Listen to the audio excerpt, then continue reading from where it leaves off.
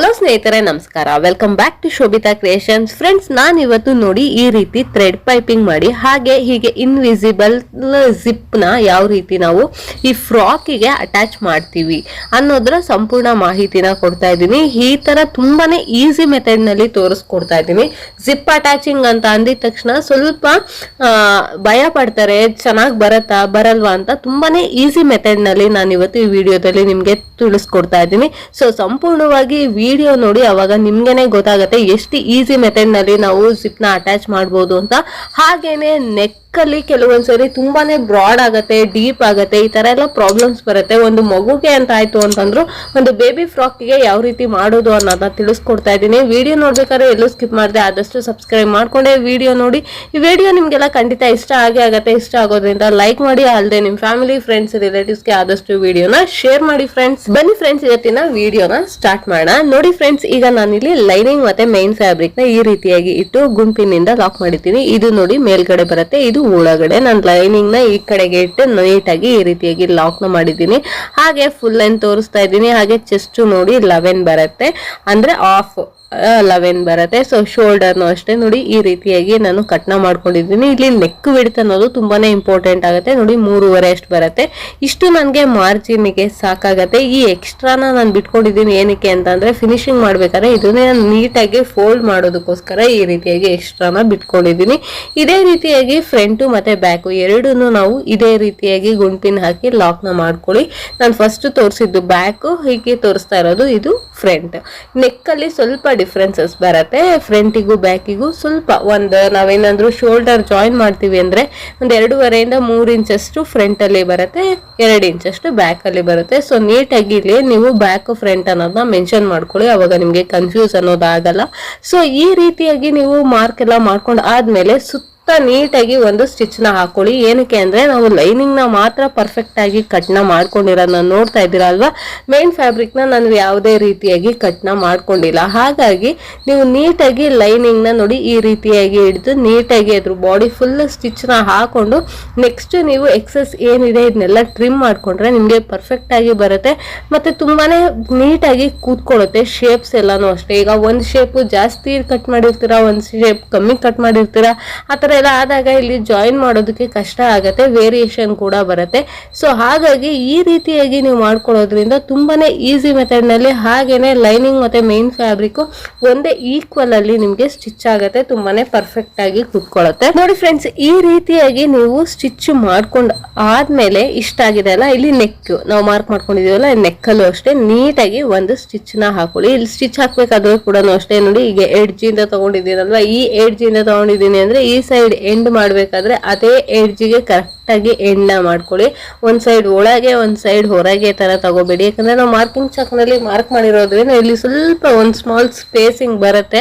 ಹಾಗಾಗಿ ನೀವು out side ಇಂದ ತಗೊಂಡಿದ್ರೆ ಔಟ್ ಸೈಡ್ ಗೆ ಕರೆಕ್ಟ್ ಆಗಿ ಎಂಡ್ ಮಾಡಿ, ಇನ್ ಸೈಡ್ ಇಂದ ತಗೊಂಡಿದ್ರೆ ಇನ್ ಸೈಡ್ ಗೆ ಎಂಡ್ ಮಾಡಿ. ಫ್ರೆಂಡ್ಸ್, ಇದನ್ನ ಈ ರೀತಿಯಾಗಿ ನೀವು ಸ್ಟಿಚ್ ಮಾಡಿ ಆದ್ಮೇಲೆ ಇಲ್ಲಿ ನೆಕ್ ವಿಡ್ತ್ ಏನ್ ಬಂದಿದೆ, ನಾವು ತಗೊಂಡಿದೀವಲ್ಲ 3.5 ಕರೆಕ್ಟ್ ಆಗಿ ಬಂದಿದ್ಯಾ ಅನ್ನೋದನ್ನ ಹಿಡಿದು ನೋಡ್ಕೊಳ್ಳಿ, ಅವಾಗ ನಿಮ್ಗೆ ಪರ್ಫೆಕ್ಟ್ ಆಗಿ ಗೊತ್ತಾಗತ್ತೆ. ಈಗ ನೋಡ್ಕೊಂಡು ಆದ್ಮೇಲೆ ಏನ್ ಮಾಡ್ಬೇಕು ಅಂದ್ರೆ ಎಕ್ಸಸ್ ಏನಿದೆ ಇದನ್ನ ಟ್ರಿಮ್ ಮಾಡಿ ತಕೋತಾ ಇದೀನಿ. ನೋಡಿ, ನಮ್ದು ಏನ್ ಸ್ಟಿಚ್ ಮಾಡ್ಕೊಂಡಿರ್ತೀವಿ ಅಷ್ಟು ಕ್ಲಾತ್ ಬಿಟ್ಟು ಇನ್ನೆಲ್ಲಿ ಎಕ್ಸಸ್ ಇದೆ ಇದನ್ನೆಲ್ಲ ನೀಟಾಗಿ ನೀವು ಟ್ರಿಮ್ ಮಾಡಿ ತೆಗೆದ್ಬಿಡಿ.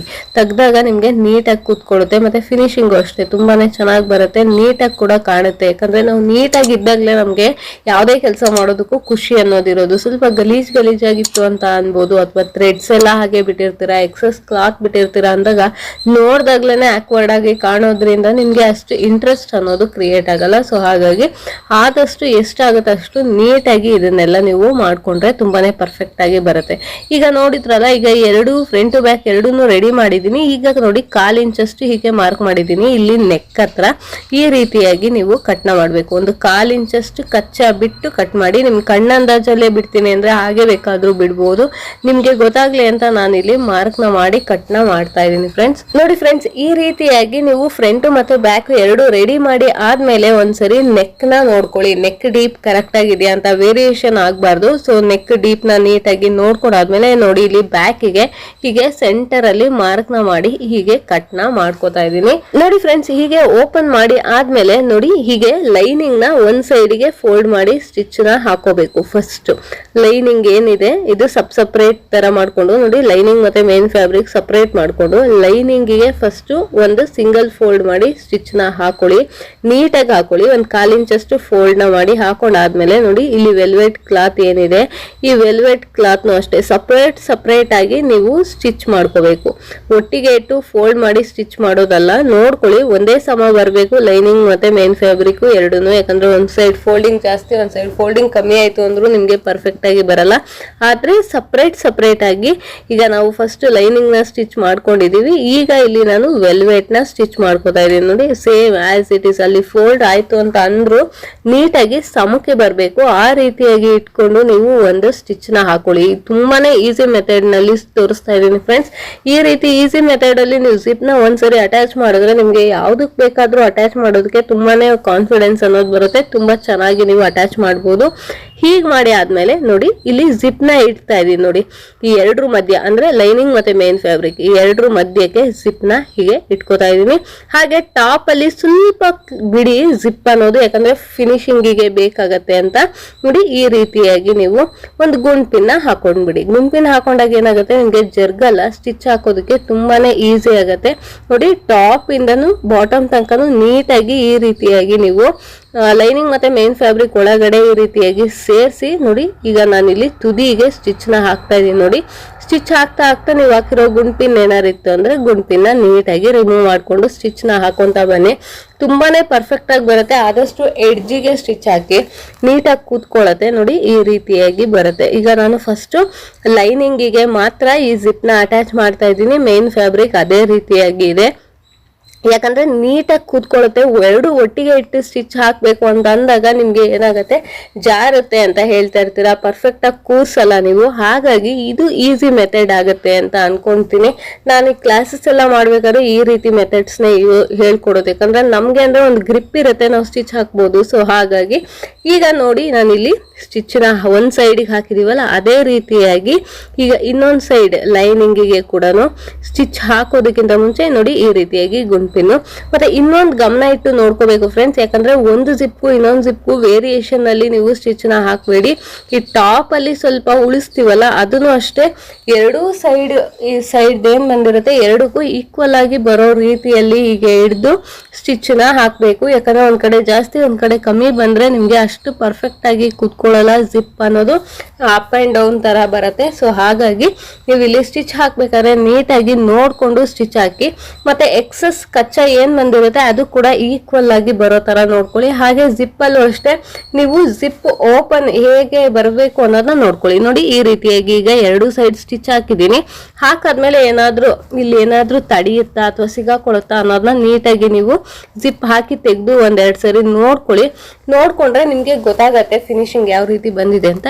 ಈಗ ಏನ್ ಮಾಡ್ಬೇಕು ಅಂದ್ರೆ ಈ ಲೈನಿಂಗ್ ಏನಿದೆ ಅದ್ರ ಮೇಲೆ ವೆಲ್ವೆಟ್ ಈ ರೀತಿಯಾಗಿ ಇಟ್ಟು ಇಲ್ಲೂ ಅಷ್ಟೇ ನೀವು ತುಂಬಾನೇ ಜರ್ಗತೆ ಬಟ್ಟೆ ಆಯ್ತು ಅಂತ ಅಂದಾಗ ಈ ರೀತಿಯಾಗಿ ಒಂದು ಗುಂಪಿನ ಹಾಕೊಳ್ಳಿ. ಸುತ್ತ ಒಂದು ಸ್ಟ್ರೈಟ್ ಆಗಿ ಎಷ್ಟು ಬೇಕಷ್ಟು 1 2 3 ಎಷ್ಟು ಬೇಕಷ್ಟು ಹಾಕೊಂಡು ನೀಟಾಗಿ ಎಲ್ಲೂ ಕೂಡ ರಿಂಕಲ್ ಬರಬಾರ್ದು, ಅಪ್ ಅಂಡ್ ಡೌನ್ ಬರಬಾರ್ದು. ಆ ರೀತಿಯಾಗಿ ಹಿಡಿದು ನೀಟಾಗಿ ನೀವು ಇಲ್ಲಿ ಸ್ಟಿಚ್ ನ ಹಾಕೊಳ್ಳಿ. ಅಲ್ಲದೆ ಅಪ್ಪಲ್ಲಿ ನಾವು ಏನು ಬಿಟ್ಟಿದೀವಿ ಕಚ್ಚಾ ಅಷ್ಟು ಉಳಿಬೇಕು, ಅವಾಗ ನಿಮ್ಗೆ ಪರ್ಫೆಕ್ಟ್ ಆಗಿ ಬರುತ್ತೆ. ಈ ರೀತಿಯಾಗಿ ಮಾಡ್ಕೊಂಡಾದ್ಮೇಲೆ ನೋಡಿ ಈಗ ನಾನು ವೆಲ್ವೆಟ್ ಕ್ಲಾತಿಗೂ ಸೇರಿಸಿ ಈಗ ನಾನು ಸ್ಟಿಚ್ ನ ಹಾಕ್ತಾ ಇದ್ದೀನಿ. ನೋಡಿ ಎಡ್ಜ್ ಅಲ್ಲಿ ಈ ರೀತಿಯಾಗಿ ಸ್ಟಿಚ್ ಹಾಕೋದ್ರಿಂದ ನಿಮ್ಗೆ ಜಿಪ್ ಅನ್ನೋದು ಪರ್ಫೆಕ್ಟ್ ಆಗಿ ಕೂತ್ಕೊಳ್ಳುತ್ತೆ.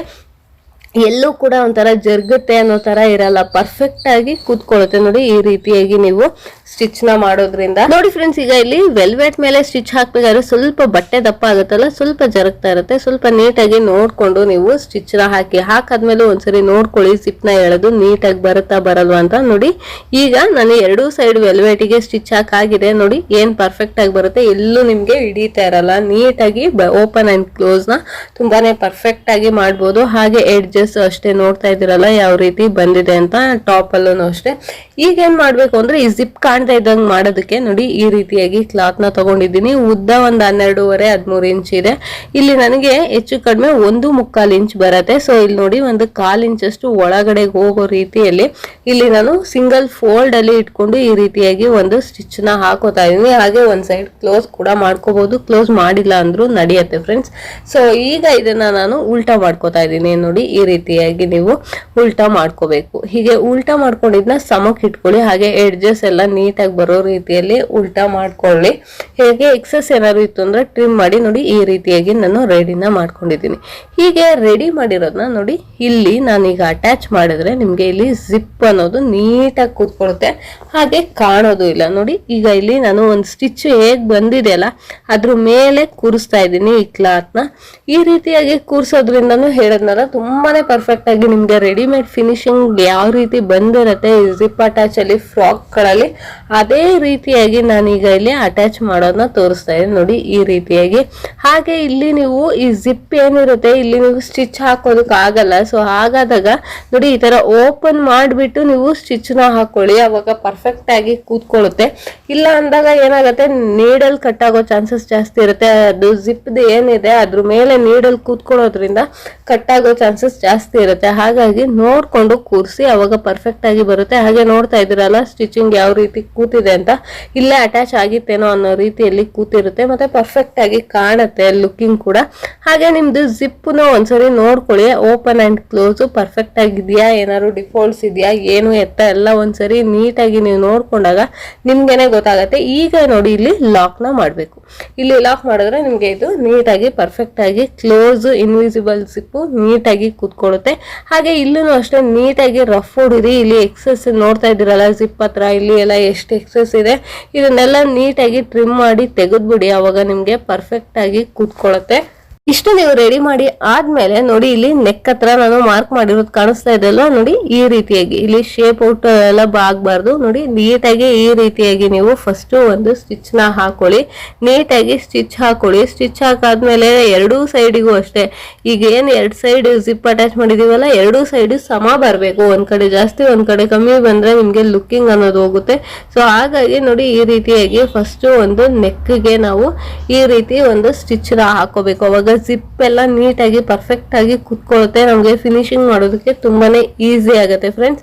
ಸೊ ನೋಡಿದ್ರಲ್ಲ ಈ ರೀತಿಯಾಗಿ ನೀವು ಮಾರ್ಕ್ ಮಾಡಿರೋದನ್ನ ಸ್ಟಿಚ್ ಮಾಡಾದ್ಮೇಲೆ ನೋಡಿ ಇಲ್ಲಿ ಎಲ್ಲ ಜಿಪ್ದೆಲ್ಲ ಸ್ವಲ್ಪ ಎಕ್ಸ್ಟ್ರಾ ಇರುತ್ತಲ್ಲ ಇದನ್ನೆಲ್ಲ ನೀಟಾಗಿ ಟ್ರಿಮ್ ಮಾಡಿ ತೆಗೆದ್ಬಿಡಿ. ತೆಗ್ದಾಗ ನೋಡಿ ನೆಕ್ ಯಾವ ರೀತಿ ಬಂದಿದೆ ಅಂತ, ಮತ್ತೆ ಡೀಪ್ ಎಲ್ಲ ಇನ್ನೊಂದ್ಸರಿ ನೀಟಾಗಿ ಮೆಜರ್ ಮಾಡಿ ನೀವು ನೋಡ್ಕೋಬೇಕು.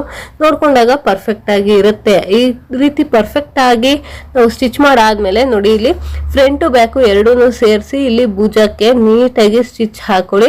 ಹಾಗೇನೆ ಇಲ್ಲಿ ನೋಡ್ತಾ ಇದ್ದೀರಲ್ಲ ಎಕ್ಸೆಸ್ ಕ್ಲಾತ್ ಎಷ್ಟು ಬಿಡ್ಬೇಕು ಅಂದ್ರೆ 1/4 ಇಂಚ್ ಅಷ್ಟು ಒಳಗಡೆನೆ ಬಿಟ್ಬಿಟ್ಟು ನೀಟಾಗಿ ನೀವು ಇಲ್ಲಿ ಸ್ಟಿಚ್ ನ ಹಾಕಿ ಶೋಲ್ಡರ್ದು ತುಂಬಾನೇ ಪರ್ಫೆಕ್ಟ್ ಆಗಿ ಕೂತ್ಕೊಳ್ಳುತ್ತೆ. ನೋಡಿ ಈ ರೀತಿಯಾಗಿ ನೀವು ಸ್ಟಿಚ್ ಹಾಕಿ ಭುಜನ ಮಾಡೋದ್ರಿಂದ ನೋಡಿ ಈ ರೀತಿ ಸ್ಟಿಚ್ ಹಾಕಾದ್ಮೇಲೆ ಭುಜದು ಎಕ್ಸ್ಟ್ರಾ ಇರುತ್ತಲ್ಲ ಅದನ್ನ ಸ್ವಲ್ಪ ಟ್ರಿಮ್ ಮಾಡಬೇಕು. ನಾನು ನೋಡಿ 2.25 ಈ ರೀತಿಯಾಗಿ ಮಾರ್ಕ್ ನ ಮಾಡ್ಕೊಂಡಿದ್ದೀನಿ. ಹಾಗೆ ಇಲ್ಲಿ ಶೇಪ್ ನ ಕೊಡ್ತೀನಿ. ನೋಡಿ ಇಲ್ಲಿ ಹಾರ್ಮೋನ್ ಶೇಪ್ ಕೊಟ್ಟಿರೋದು ಕಾಣಿಸ್ತಾ ಇದೆಯಲ್ಲ, ಈ ರೀತಿಯಾಗಿ ಇಲ್ಲಿ ಎಕ್ಸಸ್ ನ ನೀಟಾಗಿ ಟ್ರಿಮ್ ಮಾಡಿ ತೆಗಿಬೇಕು. ತೆಗ್ದಾಗ ನಿಮ್ಗೆ ಏನಾಗುತ್ತೆ ತುಂಬಾನೇ ಪರ್ಫೆಕ್ಟ್ ಆಗಿ ಕೂತ್ಕೊಳ್ಳುತ್ತೆ.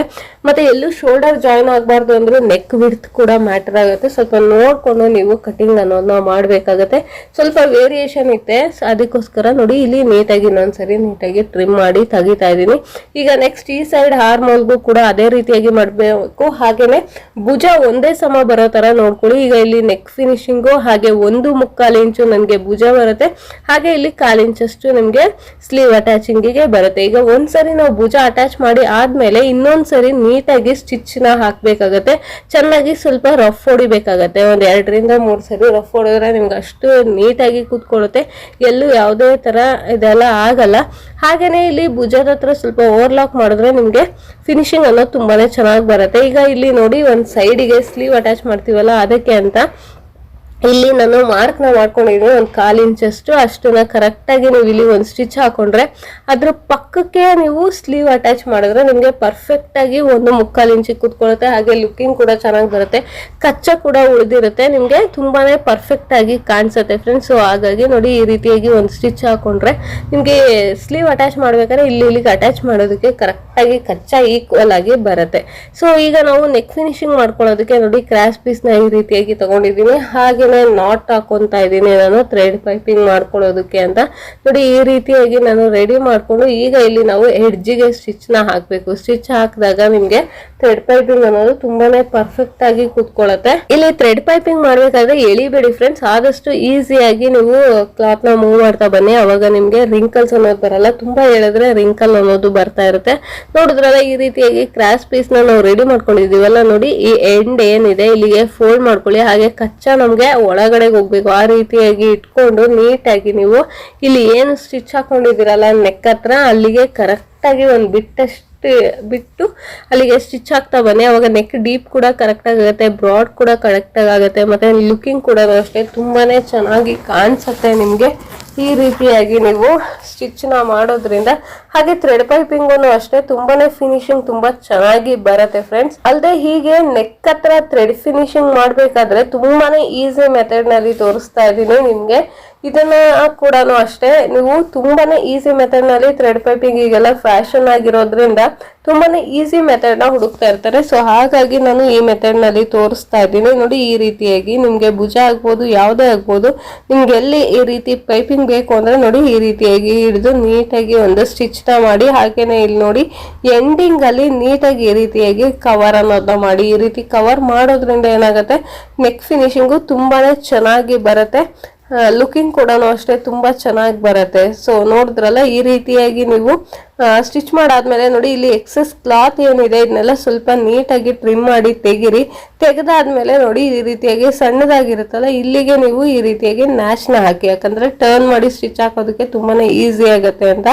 ಈಗ ಏನ್ ಮಾಡ್ಬೇಕು ಅಂದ್ರೆ ನೋಡಿ ಈ ರೀತಿಯಾಗಿ ಉಲ್ಟಾ ಫೋಲ್ಡ್ ಮಾಡಿಬಿಟ್ಟು ಇಲ್ಲಿ ಎಡ್ಜ್ ಥ್ರೆಡ್ ಪೈಪಿಂಗ್ ಎಡ್ಜ್ ಇರುತ್ತಲ್ಲ ಇಲ್ಲಿಗೆ ನಾವು ಸ್ಟಿಚ್ ನ ಹಾಕ್ಬೇಕು. ಸ್ಟಿಚ್ ಹಾಕಿದಾಗ ನಿಮ್ಗೆ ಥ್ರೆಡ್ ಪೈಪಿಂಗ್ ಅನ್ನೋದು ತುಂಬಾನೇ ಚೆನ್ನಾಗಿ ಕೂತ್ಕೊಳ್ಳುತ್ತೆ, ಮತ್ತೆ ಫಿನಿಶಿಂಗ್ ಅಷ್ಟೇ ತುಂಬಾನೇ ಚೆನ್ನಾಗಿ ಬರುತ್ತೆ. ನೋಡಿ ಫ್ರೆಂಡ್ಸ್ ಈ ರೀತಿಯಾಗಿ ಥ್ರೆಡ್ ಪೈಪಿಂಗ್ ನ ನಾವು ಅಟ್ಯಾಚ್ ಮಾಡಿ ಆದ್ಮೇಲೆ ಇಲ್ಲಿ ಎಕ್ಸ್ಟ್ರಾ ಕಚ್ಚಾ ಇರುತ್ತಲ್ಲ ನೋಡಿ ಅದು ಈಚೆಗೆ ಬರಬಾರ್ದು ಅಂದ್ಬಿಟ್ಟು ನೋಡಿ ಈ ರೀತಿಯಾಗಿ ಫೋಲ್ಡ್ ಮಾಡಿ ಈ ಎಡ್ಜ್ ಪಾಯಿಂಟ್ ಇರುತ್ತಲ್ಲ ಇಲ್ಲಿಗೆ ನೀವು ನೀಟಾಗಿ ಸ್ಟಿಚ್ ಹಾಕ್ತಾ ಬನ್ನಿ. ಆವಾಗ ನಿಮ್ಗೆ ನೆಕ್ ಫಿನಿಶಿಂಗ್ ಕೂಡ ತುಂಬಾ ಚೆನ್ನಾಗಿ ಬರುತ್ತೆ, ಲುಕಿಂಗ್ ಕೂಡ ಅಷ್ಟೇ ತುಂಬಾನೇ ಚೆನ್ನಾಗಿ ಕಾಣಿಸುತ್ತೆ ಫ್ರೆಂಡ್ಸ್. ಈ ರೀತಿಯಾಗಿ ನೀವು ಸ್ಟಿಚ್ ಹಾಕೋದ್ರಿಂದ ಇದನ್ನ ಬೇಕಾದ್ರೂ ಮಾಡ್ಬೋದು, ಸ್ಟಿಚ್ ಬೇಕಾದ್ರೂ ಮಾಡ್ಬೋದು. ಸ್ಟಿಚ್ ಹಾಕಿದ್ರೆ ಸ್ವಲ್ಪ ಪರ್ಫೆಕ್ಟ್ ಆಗಿ ಕುತ್ಕೊಳ್ಳುತ್ತೆ ಹೆಮ್ಮಿಂಗ್ ಅನ್ನೋದಕ್ಕಿಂತ. ನೋಡಿದ್ರಲ್ಲ ಫ್ರೆಂಡ್ಸ್ ಎಷ್ಟು ಈಸಿ ಮೆಥಡ್ ನಲ್ಲಿ ನಾನು ಥ್ರೆಡ್ ಪೈಪಿಂಗು ಮತ್ತೆ ಜಿಪ್ ಅಟ್ಯಾಚಿಂಗು ಇದನ್ನ ನಾವು ಯೋಕ್ನ ಯಾವ ರೀತಿ ರೆಡಿ ಮಾಡ್ತೀವಿ ಅಂತ. ಇದು ಫ್ರಾಕ್ ಅಂತ ಮಾಡ್ತಾ ಇರೋದು ನೋಡಿ ಈ ರೀತಿಯಾಗಿ ಬರುತ್ತೆ. ಇನ್ವಿಸಿಬಲ್ ಜಿಪ್ ಟೈಪ್ ಅಲ್ಲಿ ಇರುತ್ತೆ, ನಿಮ್ಗೆ ನೋಡೋದಕ್ಕೆ ರೆಡಿಮೇಡ್ ಅನ್ನೋ ತರನು ಕಾಣುತ್ತೆ. ಹಾಗೇನೆ ಯೋಕ್ ಅಲ್ಲಿ ಆಗ್ಬೋದು, ಶೋಲ್ಡರ್ ಅಲ್ಲಿ ಆಗ್ಬೋದು, ಎಕ್ಸಾಕ್ಟ್ ಎಷ್ಟು ನಮ್ಗೆ ಅಳತೆ ಕೊಟ್ಟಿರ್ತಾರೆ ಅಷ್ಟು ಮಾತ್ರ ಬರೋ ಹಾಗೆ ನೀಟಾಗಿ ಇಟ್ಕೊಳ್ಳಿ. ಹಾಗೆ ನೆಕ್ ಡೀಪ್ ಕೂಡ ಅಷ್ಟೇ ತುಂಬಾ ಹೆವಿ ಡೀಪ್ಸ್ ಎಲ್ಲ ಮಾಡೋದಕ್ಕೆ ಹೋಗ್ಬೇಡಿ, ಅಷ್ಟು ಪರ್ಫೆಕ್ಟ್ ಆಗಿ ಕೂತ್ಕೊಳ್ಳಲ್ಲ. ಈ ವಿಡಿಯೋ ನಿಮ್ಗೆಲ್ಲ ಖಂಡಿತ ಇಷ್ಟ ಆಗಿದೆ, ಯೂಸ್ ಆಗಿದೆ ಅಂತ ಅನ್ಕೊಂತೀನಿ. ಈ ವಿಡಿಯೋ ನಿಮ್ಗೆಲ್ಲ ಇಷ್ಟ ಆಗಿದ್ರೆ ಲೈಕ್ ಮಾಡಿ, ಶೇರ್ ಮಾಡಿ, ಕಮೆಂಟ್ ಮಾಡಿ. ನೀವಿನ್ನೂ ನಮ್ಮ ಚಾನಲ್ಗೆ ಸಬ್ಸ್ಕ್ರೈಬ್ ಆಗಿಲ್ಲ ಅಂದ್ರೆ ಮರಿದೆ ಸಬ್ಸ್ಕ್ರೈಬ್ ಆಗಿ, ಪಕ್ಕದಲ್ಲಿರೋ ಬೆಲ್ ಐಕಾನ್ ನ ಕ್ಲಿಕ್ ಮಾಡಿ. Thank you for watching friends.